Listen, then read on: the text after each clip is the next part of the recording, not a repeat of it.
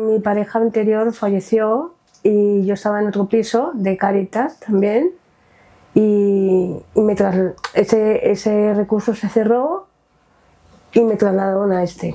Tengo mi trabajo ahora y bueno, estoy bien. Tengo mis bajadas, mis subidas, porque yo empecé siendo muy joven consumiendo y no se lo recomiendo a nadie.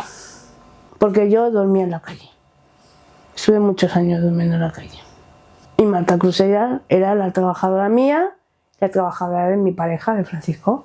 Y Marta, cuando Paco murió, me echó la renta garantida.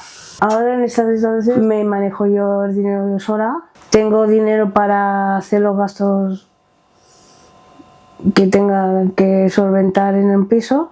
Y algunos días tengo como un poco de miedito porque digo, a ver si voy a ser capaz de hacerlo yo sola.